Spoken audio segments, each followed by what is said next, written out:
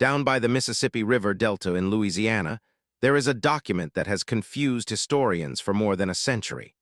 It's a property paper, filed in the fall of 1852, that records an event that should have been unthinkable under every law of the pre-war South. A man named Moses, who was born as a slave on the Bellarive plantation, became the lawful owner of that same plantation just 8 months after his master passed away. But the story doesn't stop there. In a move that challenged the entire social order of the time, Moses married his former master's widow, a white woman from a well-regarded Creole family, only 40 days after the funeral. The parish clerk who filed their marriage license wrote in the page's edge, "God have mercy on us all." Within the first year of Moses's freedom, 6 individuals who questioned his fast rise to the top died in ways the authorities chose not to investigate closely. His former master, Henry Boson, was discovered dead with a hunting rifle resting on his lap. However, details in the sealed coroner's files went against the official suicide ruling. The 2 white overseers who challenged Moses's power both died within months of each other. A priest who attempted to step in was killed in what officials described as a riding accident. By 1853, Moses Beauchamp, the name he took after marrying the widow, was in charge of one of the richest estates in Ascension Parish. The question that troubled everyone who knew the story was simple but frightening. How many people had to die to make this impossible change happen? Before we move on with the story of Moses and the blood-soaked road that took him from the slave quarters to the plantation owner's house, I want to hear from you. Subscribe and hit the bell icon for more videos if you're gripped by the darkest parts of American history, and leave a comment telling me what state or city you're watching from. This is a story that was intentionally hidden for generations, and your involvement helps bring these forgotten truths into the light. The events I am about to tell you have been put together from local records, private letters, account books, and testimony from a secret inquiry that very few people even know took place. What occurred at Bellarive Plantation goes against everything we believe we know about power, loyalty, and survival in the Old South. Bellarive Plantation was located on a curve of the Mississippi River in Ascension Parish, Louisiana. The soil there was black and so rich it could grow sugarcane that sold for top prices in New Orleans. The estate covered nearly 800 acres. Its edges were marked by ancient live oaks covered in Spanish moss that seemed to soak up the thick Louisiana air. The main house stood 3 stories high. It was built in the French colonial style with wide porches wrapping around each level, tall windows that opened to let in the river breeze, and columns that had survived hurricanes for 3 generations. Henry Beauchamp had received Bellarive from his father in 1838. With it came 63 enslaved people, a sugar mill that processed cane from other plantations, and debts that would have ruined a weaker man. But Henry was not a weak man. He was driven, calculating, and had a special kind of smarts that saw opportunity where others only saw problems. By 1850, he had increased his holdings to 92 slaves, cleared all his father's debts, and made a name for himself among the area's planting class.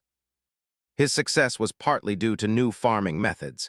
He was one of the first in the area to use steam-powered machines for his sugar mill. But more importantly, it came from his readiness to watch and learn from the people he owned. Moses was born on Bellarive in 1822. His mother was a woman named Patience who worked in the main house, and his father's name was never written in the estate's books. From a young age, Moses showed traits that both interested and unsettled those around him. He learned to read by watching Henry's children study with their teacher, memorizing lessons through the parlor window. He taught himself how to be a carpenter by watching the plantation's workers, and then became better than them before he turned 15. He understood crop rotation, weather signs, and the difficult business of sugar production better than many of the overseers. Most striking of all, he had a skill for reading people, for understanding their fears, wants, and weaknesses with an accuracy that seemed almost unnatural. Henry Beauchamp saw Moses's intelligence early on and made a choice that most planters would have thought was dangerous. He gave Moses responsibility. First, he was a driver, watching over the field workers, then a mill operator. Eventually, he became his personal helper in running the estate's business. Henry kept Moses close. He depended on his judgment and trusted him with information that other slaves never had access to. It was a setup that helped both of them. Henry's profits grew a great deal under Moses's. Skilled management. At the same time, Moses gained knowledge and influence that was impossible for someone in his position. But their relationship was more complicated than people on the outside could see. Henry's wife, Celeste, had come to Bellarive in 1845. She was the 19-year-old daughter of a fading Creole family in New Orleans. Her father had run up gambling debts that threatened to ruin the family's name. Marrying her off to the wealthy Henry Beauchamp, who was 15 years older, had been a strategic fix. Celeste brought beauty, class, and social ties to Bellarive. She brought no love for her husband.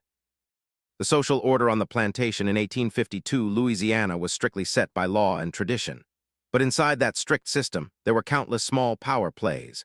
The white overseers, men like Tobias Greenleaf and his brother Samuel, officially had power over all the enslaved workers. But in reality, Moses had more influence. He controlled who could see Henry, managed work schedules, and kept the account books that noted every part of the plantation's business. The Greenleaf brothers deeply hated this arrangement, but Henry brushed off their complaints with a practical view that made them furious. Moses made him money, and money was more important than their hurt pride. The household staff was made up of 12 people who worked in the main house. They held a strange middle position in the plantation's power structure. Louisa, who had been Henry's nurse when he was a boy and now ran the household, was respected by both white and black residents. Her daughter, Margaret, worked as Celeste's personal maid. This position gave her private knowledge of the mistress's personal life. The kitchen was run by old Jack, a man of unknown age who had cooked for 3 generations of the family. Everyone treated him with careful respect. By the spring of 1852, Bellarive seemed to be doing very well. The last harvest had been amazing. Henry had sealed good contracts with New Orleans agents, and the plantation's good name drew buyers willing to pay top dollar. The main house held dinner parties where the local elite met to talk about politics, cotton prices, and the growing tensions between the North and South. Henry spoke with passion about states' rights and the Southern way of life. He never admitted the irony that his fine speeches defending that way of life were often based on ideas and observations Moses had shared with him earlier that same day. But under this successful surface, tensions were growing that would soon rip Bellarive apart. Moses had spent 30 years watching, learning, and waiting. He understood the plantation's business better than Henry himself. He knew which nearby planters were close to failing, which agents in New Orleans could be swayed, which laws could be used, and which people could be influenced. He had been getting ready for something, though few guessed what or when it would happen. What no one fully grasped, what maybe even Moses himself did not fully grasp until it was too late, was how completely the plantation's careful power structure would fall apart once a single key piece was taken away. The entire system of Bellarive rested on Henry Beauchamp's authority, and that authority rested on nothing more solid than tradition, law, and the shared agreement that it should exist. Take away that foundation, and everything built on it would have to be rebuilt. The summer of 1852 would show just how weak that foundation really was. The evening of June 17, 1852, started like so many others at Bellarive. The day's heat had been terrible, even for Louisiana, forcing everyone to look for shade by mid-afternoon. Henry Beauchamp had spent the day looking at account books with Moses. They went over numbers for the next planting season and talked about buying land from a nearby planter whose son's gambling debts had become too large to handle. They had worked in Henry's study, a room on the second floor of the main house that looked out over the river. Its windows were open to catch any small breeze that might move the thick air. Celeste had complained of a headache and stayed in her rooms for most of the day, with only Margot to help her. This was not strange. Celeste often pulled away from the household, claiming different sicknesses that needed privacy and rest. The household staff had learned not to bother her during these times, though Louisa sometimes muttered that a woman who ate so little and slept so much was asking for sickness rather than getting better from it. At 7:00, Henry let Moses go and asked for his evening meal to be brought to his study. He had letters to write, he explained, and wanted to work without being disturbed. This, too, was not strange. Henry often handled business letters in the evening, especially during planting and harvest times. Louisa watched as Jack prepared a tray with cold chicken, bread, cheese, and a bottle of Henry's favorite red wine. Margaret carried the tray upstairs, knocked on the study door, heard Henry's reply, and left it on a table just inside the room. What took place in the hours after that has been pieced together from testimony given at the inquiry, although large gaps are still in the story. At around 9:30, Tobias Greenleaf, making his nighttime checks of the property, saw that a lamp was still burning in Henry's study. This detail would later become important, though at the time it seemed like nothing. At some point between 30 and 11:00, someone went into Henry's study. The door had been locked from the inside, but whoever entered either had a key or was able to convince Henry to unlock it. At 11:45, Louisa was woken up by a sound she described as something heavy hitting the floor. She got up, lit a candle, and walked through the dark house toward Henry's study. The door was open just a little. She was sure it had been closed when she walked by earlier, and lamplight was spilling into the hall. She pushed the door open and saw Henry Beauchamp slumped in his desk chair.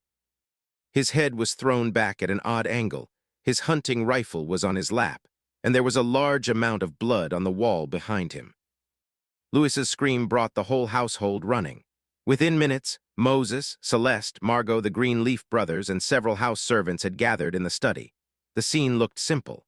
Henry had shot himself with his own rifle, putting the barrel under his chin. The gun was one he kept on the wall above his desk, a Kentucky long rifle that had belonged to his grandfather. Powder burns marked his chin and throat, and the bullet had gone out through the top of his head, getting stuck in the ceiling beam above. Tobias Greenleaf right away took charge of the situation, as was expected of him as the senior overseer. He ordered everyone but Samuel out of the room. Then he sent a rider to get Dr. Macias Fentress from his home 5 miles away. He asked Louisa who had been in the house that evening and who might have heard anything strange. He checked the study for signs of a fight and found none. No chairs were knocked over, no sign of a struggle, no forced entry. Dr. Fentress got there shortly after 1:00 in the morning. He looked at the body quickly, confirmed the clear cause of death, and guessed that Henry had been dead for about 2 to 3 hours. He noted the powder burns, the path of the bullet, and the body's position. His first conclusion, written in his notes, was suicide. However, he also saw several details that bothered him enough to put them in a separate, more detailed report he would later give to the parish coroner. First, Henry's hands had no powder stains other than what you'd expect from just handling the rifle. Second, the rifle was found on Henry's lap in a way that seemed clumsy for someone who had just used it to shoot himself. Third, a bottle of red wine on the desk was almost empty, but Henry was known as a light drinker who seldom had more than 2 glasses with dinner. Fourth, and most troubling, Henry's face had an expression that Dr. Fentress had trouble describing. Not the blank look of sudden death, but something that looked like deep surprise mixed with what the doctor could only call recognition, as if Henry had understood something vital in his last second. The household spent the rest of the night in a state of managed chaos. Celeste, after seeing her husband's body, had become hysterical. She was screaming, pulling at her hair, and had to be held down by both Louisa and Margot before Dr. Fentress could give her laudanum. The Greenleaf brothers stood guard in the study, though it was not clear what they were guarding against. Moses took charge of the practical details. He sent riders to tell Henry's brother in Baton Rouge and the parish priest. He organized the household staff to start getting ready for the funeral, and he made sure that nothing in the study was touched until the proper authorities could look at it. It was Moses's calm, efficient manner during this crisis that first made Tobias Greenleaf suspicious. A man's master had just died a violent death, yet Moses showed no clear sadness, no break in his usual orderly competence. He gave orders as if he had been expecting this moment, as if he had already thought through every step that needed Tobe taken. When Greenleaf mentioned this to his brother later that morning, Samuel replied with a question that would hang over the events to come. "How long do you think Moses has been waiting for this?" The official investigation started at sunrise. Sheriff Anton Tiro arrived from the parish capital with 2 deputies and a justice of the peace named Aldrich Budrow. They looked at the study, questioned the household, and read Dr. Fentress's early findings. By noon, they had made their decision. Henry Bosch had taken his own life while drunk and sad about money problems. The ruling met all legal needs and saved the family's name. Suicide was bad enough without adding talk of foul play or a household plot, but several people found the official ruling hard to believe. Tobias Greenleaf insisted that Henry had shown no signs of sadness and had actually been excited about new business plans. Henry's brother, Armand, who arrived late on the 18th, pointed out that the family's finances were, in fact, quite good. He confirmed this by looking over the estate's account books with Moses. Dr. Fentress privately held on to his doubts about some of the physical evidence. And Louisa, who had served the Beauchamp family for 45 years, told anyone who would listen that Henry was not the kind of man who would run from his duties by killing himself, no matter what troubles he faced. Still, the inquiry was closed, the death certificate was signed, and the plans for Henry's burial went ahead. By Louisiana law and Catholic tradition, he should have been buried quickly. But the heat was extreme, and Armand insisted on waiting for the funeral until more family members could come from New Orleans. Henry's body was put in a sealed coffin in the plantation's ice house, and the funeral was set for June 22nd. During those 5 days between the death and the burial, Bellarive Plantation seemed to be frozen in time. All the normal work kept going. The field still needed to be cared for. The mill still ran. The household still worked. But everyone knew that a basic change was coming. The question was what shape that change would take. Armand had legal power as Henry's closest male relative, but he lived in Baton Rouge and had his own business to run. Celeste was Henry's widow and was set to inherit a lot of property. But Louisiana law limited a woman's control over property, and she showed no skill or wish to manage a plantation. The Greenleaf brothers figured they would move into positions of more power, but they needed someone to approve their orders, someone with legal authority. Moses kept running the daily operations just as he had under Henry. Everyone accepted this because the only other option was chaos. He met with Armand to go over accounts, wrote to Henry's agent in New Orleans about current contracts, and made choices about planting schedules that could not wait for the estate to be settled. He did all of this with the same calm skill he had always shown, and people started to forget, or maybe they never really believed, that his legal status had not changed. He was still enslaved. Every choice he made, every order he gave, every signature he put on a paper had no legal power at all. On June 21st, the evening before Henry's funeral, Moses asked for a private meeting with Celeste. They met in the small parlor off the main hall, the same room where Henry used to do business with visiting planters. Margaret stood outside the closed door. Proper behavior required a witness for any meeting between a white woman and an enslaved man. But she later swore she could not hear what they talked about. The meeting lasted for about 45 minutes. When Moses came out, his face showed nothing. When Celeste came out 10 minutes later, she looked as if she had made a choice that both scared and relieved her. The funeral was held on a Wednesday afternoon. The heat was so awful that several people fainted during the service at the grave. Father Dominique Leblanc led the service. He spoke of Henry's service to the parish, his business mind, and his dedication to the Southern cause. He did not say the word suicide. Such things were not talked about openly. But everyone there understood the meaning of his carefully chosen words about God's mercy and the strange trials that test even the strongest people. Armand Beauchamp left right after the funeral, saying that urgent business needed him back in Baton Rouge. Before he left, he had a short talk with Tobias Greenleaf. He said that the plantation's management would stay under the current arrangements until the estate was properly settled. What those current arrangements were, he did not say. Greenleaf understood this to mean he had to accept Moses's continued authority, at least for now. This understanding did nothing to lessen his growing anger. That evening, as the household was calming down after the long day, Louisa was cleaning Henry's study. It was a job she had put off as long as she could. She saw something that made her freeze. The hunting rifle that had killed Henry was back in its usual spot above the desk. She was sure it had been taken as evidence by Sheriff Thiot. She was even more sure that she had not seen anyone bring it back. She mentioned this to Moses, who told her that Armand had arranged for its return before he left. This explanation made sense.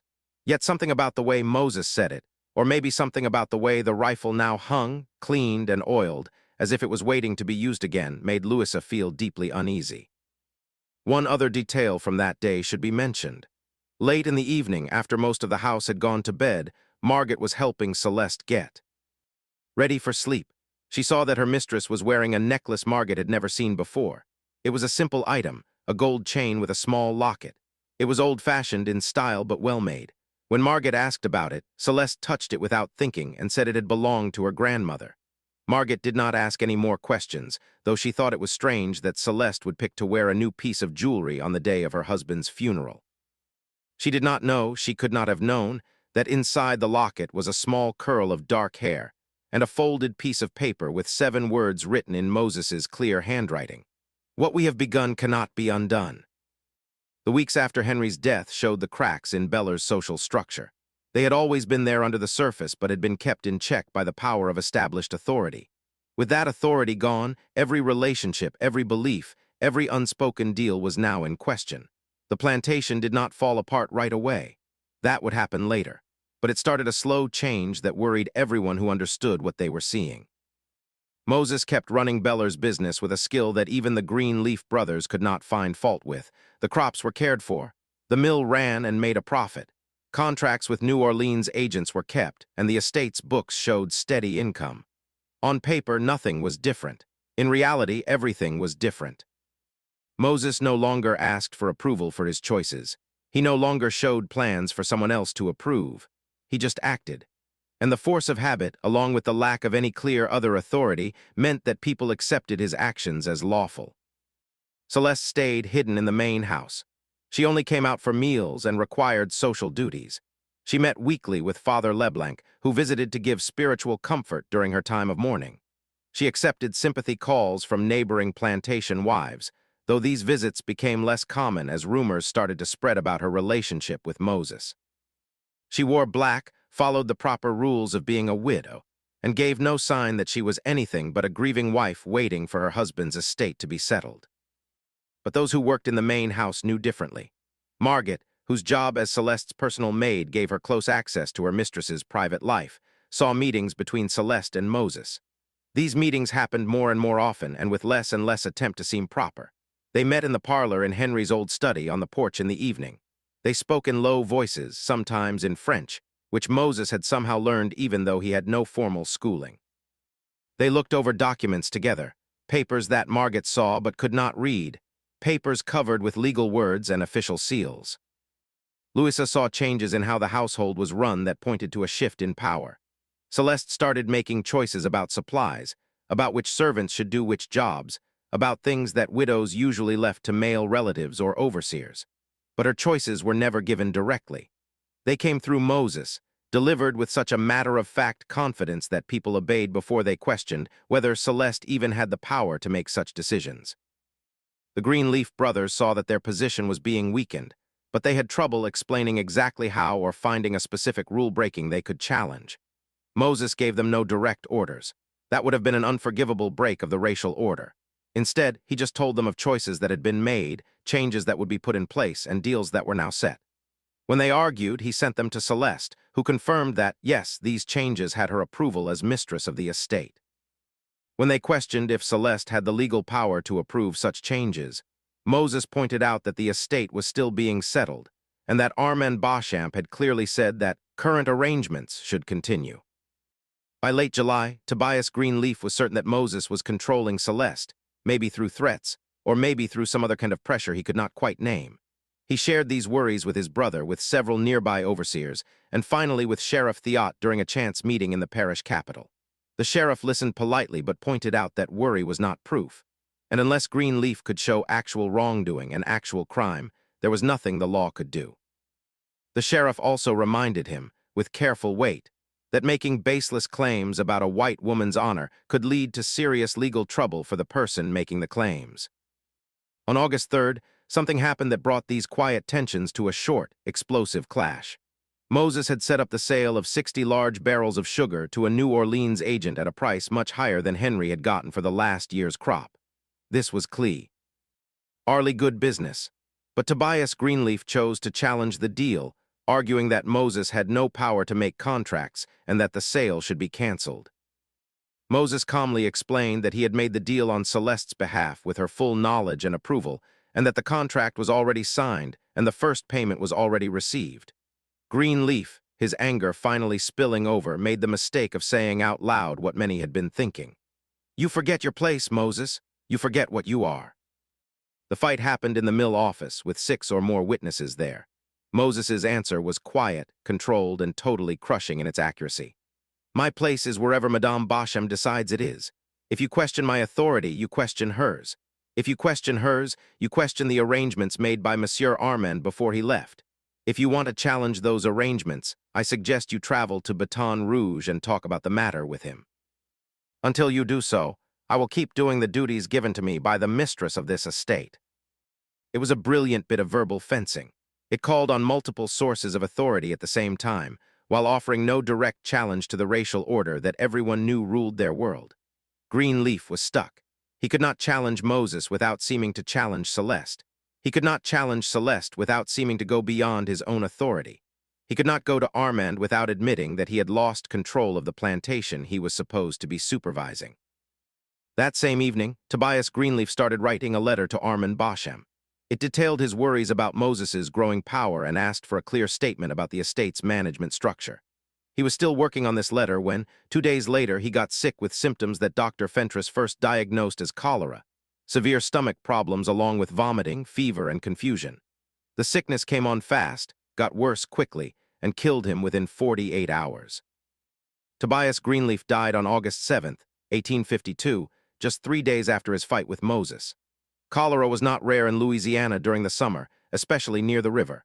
The same week Greenleaf died, 2 slaves from a nearby plantation and a shopkeeper in the parish capital also died from similar symptoms. Dr. Fentress saw no reason to think it was foul play, though he did note in his records that the speed and harshness of Greenleaf's sickness was strange, even for cholera. The body was buried quickly. The heat and the type of sickness made this necessary. And Samuel Greenleaf suddenly found himself promoted to the job of the only overseer. Samuel did not have his brother's strong personality or his certainty about how things ought to be. He had depended on Tobias to make hard choices, to face problems head-on, to keep the firm hand that everyone agreed was needed to run a large plantation. Without his brother, Samuel felt lost. When Moses came to him 3 days after the funeral with a plan to change the overseer's duties, supposedly to lessen Samuel's workload during this hard time, Samuel agreed without really thinking about what it meant. The new arrangement gave Samuel authority over the field work, while Moses kept control of business matters, contracts, and managing the money. It was, Moses explained, just a formal way of recognizing how things had been working anyway. What Samuel did not see until it was too late was that he had just agreed to a lower position. The person who controls the money and contracts controls everything else. Moses now had official, or at least officially recognized, power over the plantation's most important business. Samuel was pushed aside to just supervising manual labor. It was a total flip of the normal power structure, done so smoothly that Samuel only understood what had happened after the new arrangement was already in place and working. Through all of these events, one person watched with sharper and sharper attention and growing worry. Old Jacques, who had cooked for the Beauchamp family for longer than most people on the plantation had been alive, had seen power change hands before. He had watched Henry's father die and Henry take control. He had seen hirings and firings, marriages and deaths, the constant small shifts of authority that happen in any large household. But what he was seeing now was different. This was not a slow change. This was a revolution carried out so slowly that most people did not see it as one. Jack started paying attention to things that others missed. He saw that Celeste no longer ate her meals in the formal dining room. Instead, she ate in her private rooms, with Margaret bringing trays that Moses had personally picked from Jacques' kitchen. He noticed that Margaret carried notes between Moses and Celeste several times each day, more messages than would seem needed for simple household management. He saw that Louisa, who had once had total authority over the household staff, now checked with Moses before making choices about staff or supplies. Most troubling of all, Jacques noticed that people were disappearing. Not vanishing in a dramatic way, but slowly being moved from jobs where they might see or get in the way of whatever was happening. 3 house servants had been moved to field work, a change Moses explained as necessary because the household needed less help during the mourning period. 2 field workers known to be loyal to the Greenleaf brothers had been sold to a nearby plantation, a deal Moses described as a good financial move. The butler, who had served Henry for 15 years, had been fired for being drunk, a claim that Louisa privately disagreed with but could not prove was false. When Jack mentioned these things to Louisa, she answered with something that surprised him: fear, not anger, not outrage, but true fear. "Do not speak of these things," she told him. "Do not even think them too loudly. There are changes coming that we cannot stop, and the only safety is in not noticing them." On September 12, 1852, exactly 12 weeks after Henry Bossam's death, Moses showed up at Justice Budrow's office in the parish capital. He was with Celeste and a lawyer from New Orleans named Edward Lafleur. The reason for their visit was to show documents related to Henry's estate and to ask the court to approve certain arrangements.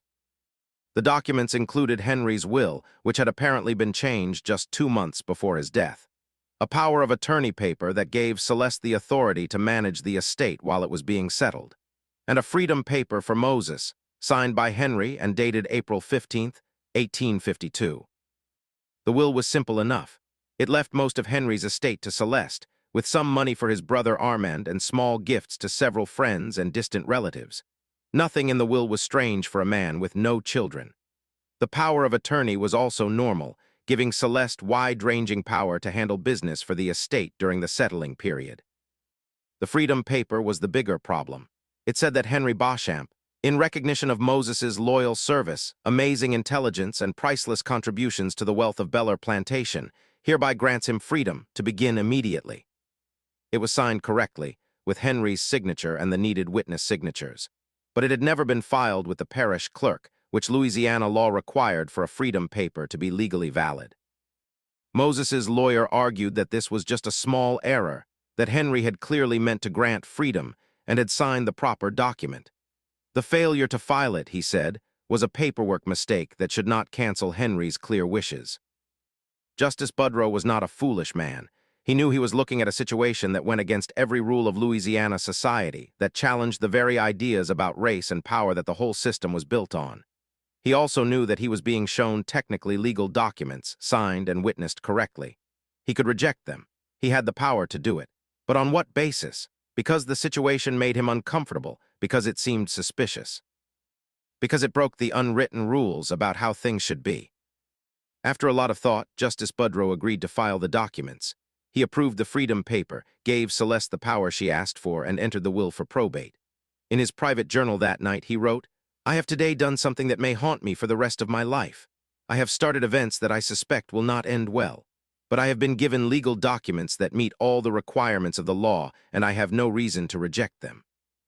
May God forgive me if I have been fooled, and may he protect those who may suffer from my choice." The news of Moses's freedom spread through the parish like wildfire. Reactions ranged from disbelief to anger to a kind of shocked horror. Neighboring planters started to avoid any contact with Bellarive, treating it as if it were diseased. The local elite, who had once gone to Henry's dinner parties, now refused invitations to visit. Father LeBlanc kept up his religious visits to Celeste. But he made clear his deep worries about the situation, and begged her many times to think about the results of her choices. Samuel Greenleaf, when he heard that Moses was now legally free, handed in his resignation, effective right away. He could not, he said, keep working under such conditions. Moses accepted his resignation with perfect politeness. Within a week, he hired a new overseer, a man named Amos Pritchett. Pritchett had worked on plantations in Mississippi and seemed to either not know about or not care about the strange arrangement at Bellarive. Through all of this, Moses kept the same calm attitude he had always shown. He handled business, managed operations, and spoke with perfect courtesy to everyone. He made no big gestures, gave no grand speeches, and nothing that could be called rude or arrogant. He simply kept doing what he had been doing. The only but huge difference was that he now did it as a free man. The question that everyone asked, some openly and others only in whispers, was how this had happened. How had Moses convinced Henry to sign a freedom paper? How had he gotten Henry's changed will?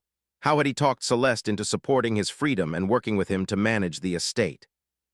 The easy answer, the one most people assumed, was that Moses had somehow tricked or forced these things through threats, blackmail, or by taking advantage of Celeste's grief and weakness. But a few people, those who had watched most closely, suspected something more complex and more troubling. They suspected that Moses had spent years, maybe his whole life, getting ready for this moment. That he had studied Henry so well that he knew exactly how to make himself seem essential. That he had earned Celeste's trust, and possibly her love, through careful attention over months or years. That he had put himself in such a key position that, when Henry died, he was the only person who could hold the estate together. This made his freedom and authority necessary, not just something he wanted. And under these suspicions was an even more troubling question that few people dared to say out loud. Had Henry Beauchamp really taken his own life? Or had Moses planned his death so cleverly that it looked like a suicide? The official investigation had been quick. The evidence was thin. The conclusion was convenient. Dr. Fentress's doubts had been noted but never seriously looked into. The hunting rifle had been put back in its place above the desk with suspicious speed. And the one person who had directly challenged Moses's authority, Tobias Greenleaf, had died suddenly just days after that challenge. These questions had no answers, only implications. And the implications were scary enough that most people preferred not to think about them too hard. It was easier to accept the official stories, to believe that Henry had given in to sadness, that Moses had just been lucky, that Celeste was a confused widow making bad choices while grieving. But late at night, when people were alone with their thoughts, many of them wondered if Moses could change himself from slave to free man, from property to property owner in just 3 months. What else might he be capable of? And if he had been willing to do whatever it took to make this change, anything at all, how many people had already paid the price for his ambition, and how many more would pay before the story reached its end? The fall of 1852 brought cooler weather, but no relief from the tension around Bellarive. The plantation kept operating and making money. The crops were harvested successfully, and Moses's management proved to be as good as it had been under Henry's ownership. But the social isolation of the estate got worse. Neighboring planters refused to do business with Bellarive. Shopkeepers in the parish capital provided needed supplies, but they did it with cold politeness. The few visitors who came were strangers, agents from New Orleans, lawyers, businessmen who cared more about profit than about proper behavior. What do you think is happening at Bellarive? The clues point to something darker than anyone dared to say out loud. If this story is giving you chills, share this video with a friend who loves dark mysteries. Hit that like button to support our content, and don't forget to subscribe and hit the bell icon for more videos. Let's find out together what happens next, because the most shocking parts are still to come. The true nature of what was happening at Bellarive became impossible to deny on November 28, 1852. That day, Celeste Beauchamp and Moses showed up together at the parish clerk's office to apply for a marriage license. The clerk, a man named Prosper Goyudier, who had held his job for 23 years, at first thought he had misunderstood them. When Moses calmly repeated the request, Goyudier's hands started to shake. Moses pointed out with careful accuracy that Louisiana law banned such marriages for enslaved persons or recently freed people of color. He was neither. His freedom paper had been filed in September. He had spoken with lawyers in New Orleans and knew exactly which laws applied. After 3 hours of talking, Goyudier found he was unable to name a specific legal reason to deny the application. The arrangements involved a disgraced Catholic priest named Father Mature Corbeau, who had been kicked out of the diocese 5 years earlier for alcoholism. Corbeau agreed to perform the wedding for a large payment. The ceremony was held on December 19, 1852, in Bellarive's parlor. The only witnesses were Louisa, Margot, Old Jack, and the estate's lawyer. Father Corbeau stumbled through the service, his breath smelling of whiskey. When he pronounced them husband and wife, Celeste's hand trembled as Moses put a gold ring on her finger. By M. Arrying Celeste, Moses got legal control of her inheritance from Henry. This meant he now, in effect, owned Bellarive Plantation. The reaction from the local elite was instant and angry. A group of planters met to decide on a course of action. Some argued for violence, others for legal steps. They decided on complete social and economic isolation. No one would do business with Bellarive. But Moses had expected this. His agent in New Orleans was Joachim Tessier, a driven trader who cared more about profit than proper conduct.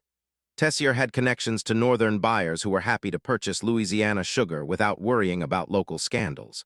The winter of 1852-1853 saw Bellarive operating completely cut off from its neighbors, but with growing ties to business networks far beyond the parish. Celeste stayed mostly hidden in the main house, only appearing in public when it was absolutely necessary. Those who saw her described her as pale, thin, and emotionally distant. She rarely spoke, and when she did, her voice was flat and empty. Margot, who kept working as her personal maid, saw that Celeste seemed relieved by her new situation. Moses made all the choices, took all the responsibility, and faced all the conflict. Celeste simply existed in a state of quiet acceptance. During the first months of 1853, several events suggested Moses was tightening his control by removing potential threats. In February, a field worker named Josiah claimed to have information about what really happened to Master Henry. Before he could share it, he disappeared. Moses reported him as a runaway. In March, Old Jack got sick with symptoms like the ones that had killed Tobias Greenleaf: severe stomach problems, a rapid decline, and death within days. Samuel Greenleaf, now working in the parish capital, started collecting testimony from people who had lived at Bellarive. He was convinced Moses had murdered Henry and possibly others. He interviewed former servants and looked at parish records. On April 12, 1853, Samuel was found dead in his rented room. The official cause was apoplexy, or sudden heart failure. He was 38 years old and had no history of health issues. All of his notes and papers related to Bellarive had vanished. Dr. Fentress noted in his private records that this was the fourth sudden death tied to Beller in less than a year. The pattern worried him deeply, but he had no medical proof of foul play. In any case, he set up a meeting with Sheriff Thiot to talk about his concerns. Before that meeting could happen, Moses visited him. They spoke for about 2 hours about medical issues. Then Moses made a statement the doctor would never forget. "You understand that the world works according to natural laws. Sometimes people die for reasons that are perfectly natural but seem suspicious to those who don't understand the complexity of human life. It would be a shame if such misunderstandings led a respected doctor to make claims he could not prove." It was not an open threat, but the meaning was clear. Dr. Fentress canceled his meeting with the sheriff. He never spoke in public about his suspicions. In his private journal, he wrote, "I have today chosen cowardice over courage. I suspect I have allowed evil to continue because I lack the strength to face it." By the summer of 1853, Moses had done the impossible. He had gone from enslaved property to a free man to the legal owner of one of the most valuable plantations in the parish, all in 13 months. The cost, measured in human lives, was still unknown but was believed to be high. What do you believe is happening at Beller? The evidence hints at something darker than anyone was willing to admit. If this story is making your skin crawl, share this video with a friend who enjoys dark mysteries. Hit that like button to help our content, and be sure to subscribe and hit the bell icon for more videos. Let's learn together what comes next, because the most troubling truths are yet to be revealed. The winter of 1853-1854 brought growing pressure from several sides. In January, planters sent a petition to the state legislature asking for tighter rules on giving freedom. The petition didn't mention Moses by name, but everyone knew who it was aimed at. The legislature debated it, but in the end, did nothing. The first serious threat came in March 1854. A New Orleans lawyer named Philip Dufresne showed up, claiming to represent Henry's distant relatives in France. They were challenging the legality of Henry's will, arguing he had been mentally unwell or forced when he changed it. The lawsuit was aimed at ending Moses's control by attacking Celeste's inheritance. Moses hired Coroner, a well-known New Orleans lawyer. The legal fight continued through the spring of 1854. In April, a barn at Beller caught fire in the middle of the night. It destroyed equipment and almost spread to the sugar mill. The fire had started in 3 separate places at once, which suggested arson.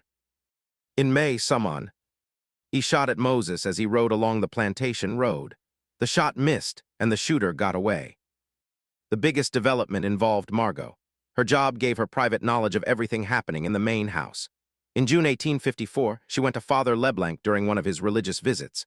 She told him she believed Moses had murdered Henry and that she had proof, letters between Celeste and Moses that were dated several months before Henry's death.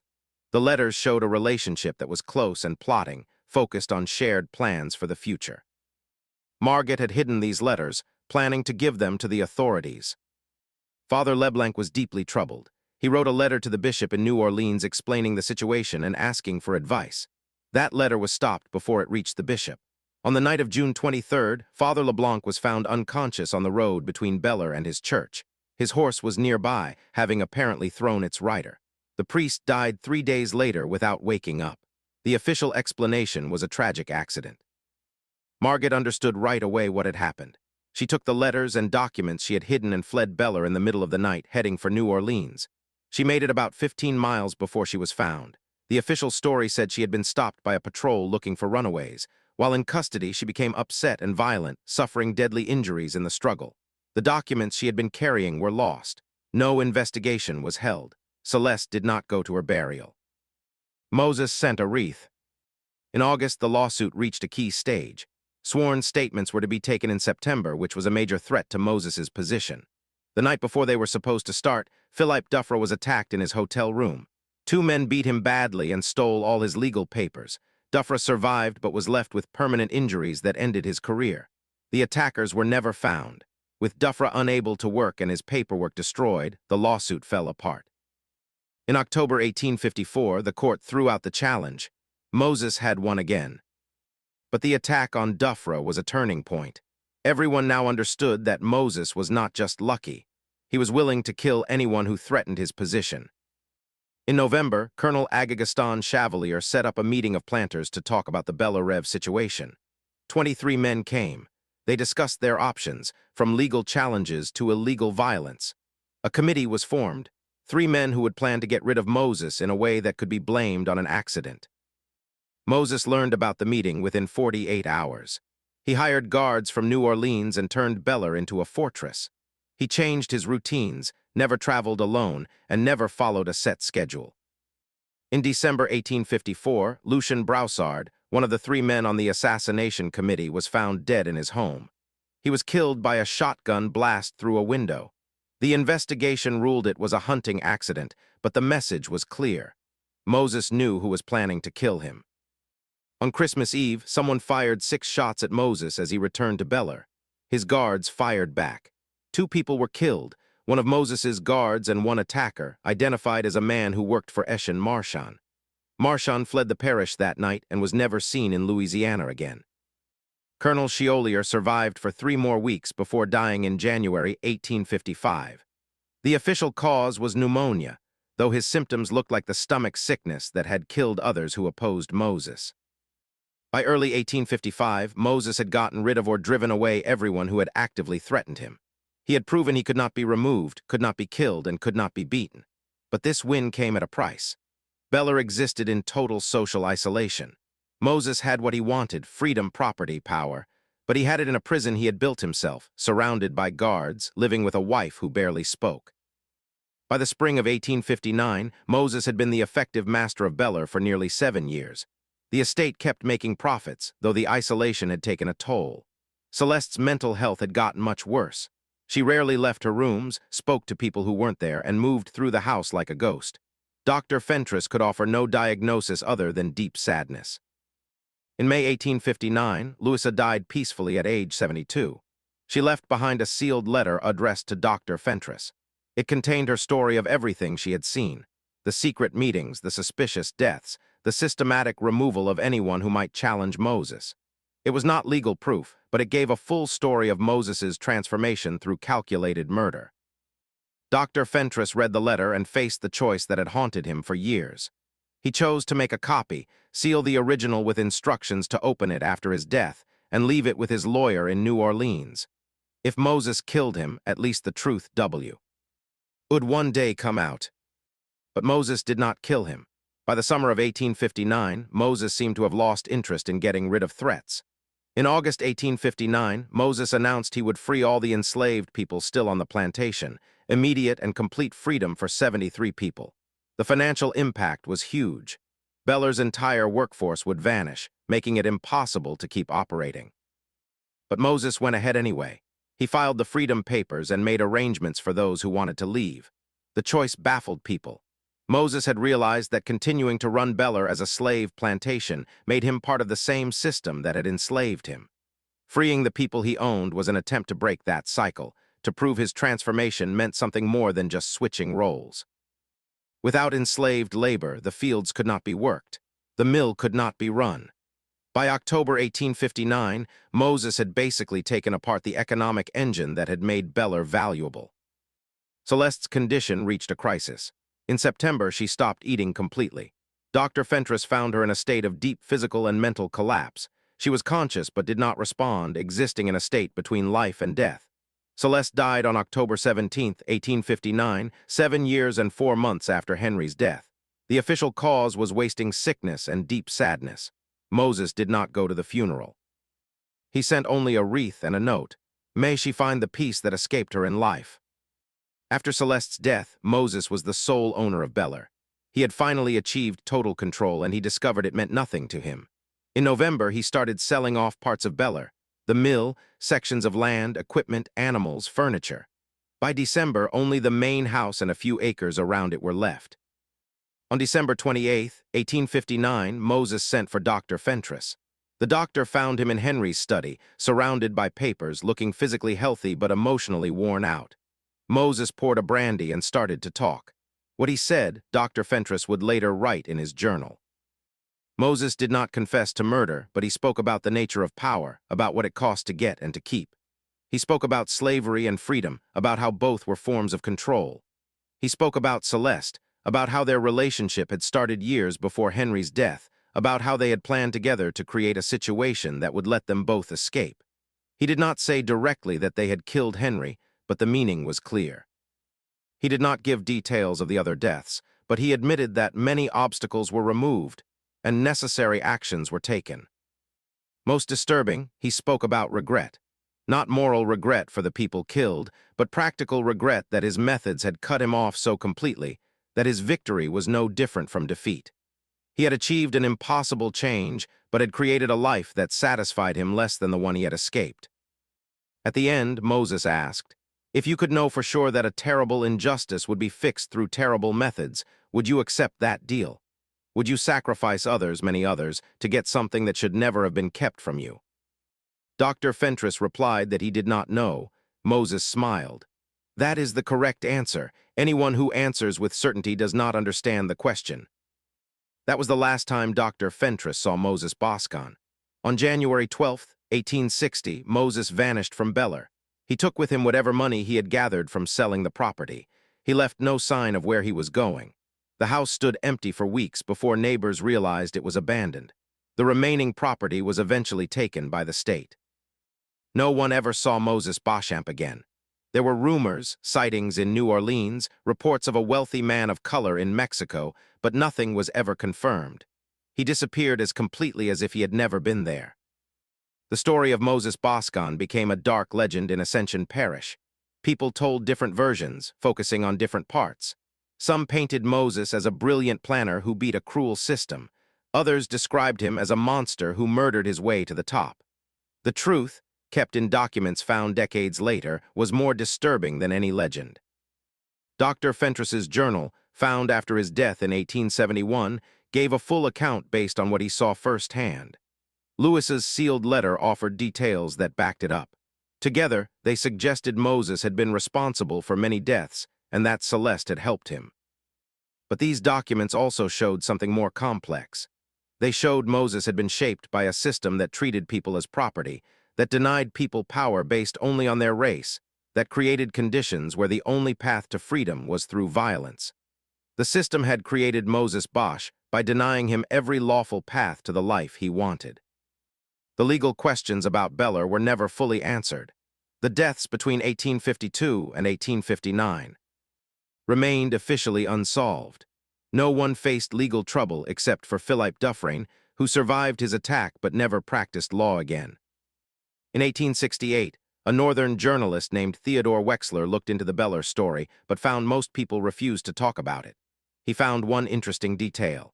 In 1867, a man matching Moses's description had been seen in Veracruz, Mexico, running a successful merchant business. The man called himself Morris Beaumont and was accepted as a white man. Wexler traveled to Veracruz but found no trace of him. The final piece appeared in 1903 when letters were given to the Louisiana Historical Society. Among the lawyer Lafleur's papers was mail from a client who signed only as M.B. The letters, dated between 1860 and 1897, discussed financial and legal issues. In one letter from 1889, M.B. wrote, "I have lived for many years now under a different name, free of the weight of who I was and what I did. I have been successful, respected, and I have harmed no one since leaving Louisiana. Yet I am still haunted by whether my new life was worth the price others paid. I traded their lives for my freedom, and I cannot decide if this was justice or crime, revolution or murder." The letter continued, "I know history will judge me harshly if my story is ever fully told. I accept this judgment even as I insist I had no other path. The system that enslaved me created the monster who destroyed that system from within. If I am guilty, then slavery itself is guilty of creating me." Whether these letters were actually written by Moses cannot be proven, but they suggested he survived for at least 37 years after vanishing from Bellarive, that he built a new, successful life, and that he spent those years struggling with the moral questions of his transformation. The story became a warning, told differently depending on who was telling it. Some stressed the danger of upsetting the social order. Others pointed to it as proof of slavery's corrupting power. Still others dismissed it as an exaggerated legend. The main house was torn down in 1887. The land was split up and sold. By 1900, nothing was left to mark where Bellarive had stood. The cemetery where Henry and Celeste were buried was ignored for years before being fixed up in 1956. On Henry's gravestone, Henry Beauchamp, 1807-1852, beloved husband and master of Bellarive. on Celeste's. Celeste Beauchamp, 1826-1859, may she rest in peace. No stone marked Moses's grave because no one knew where or when he died. Maybe he lived many more years under a different name. Maybe he died shortly after leaving Louisiana. Maybe he spent the rest of his life looking over his shoulder, waiting for someone to recognize him. The story leaves us with uncomfortable questions. Was Moses Beauchamp a hero or a villain?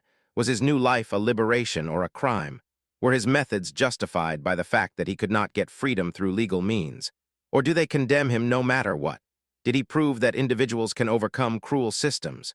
Or did he simply show that cruelty creates monsters? These questions are still important because the conditions that created Moses Beauchamp, systems that deny people power, that give out power unfairly, that force people to choose between obeying and violence, have never fully gone away. And wherever those forces exist, there will be people like Moses, brilliant and ruthless, who refuse to accept their given place and who are willing to pay any price, anyone's price, to change their lives. What do you think of this story? Do you believe Moses Beauchamp's actions were justified, or do his methods make him a monster? Could he have found freedom in other ways, or did the system give him no choice but violence? Leave your comment below and share your thoughts on this dark piece of Louisiana history. If you enjoyed this tale and want more stories that dig into the shadows of America's past, subscribe and hit the bell icon for more videos, and share this video with someone who values history's hard truths. Remember, the past is never as simple as we wish, and understanding its complications is the only way to keep from repeating its worst mistakes.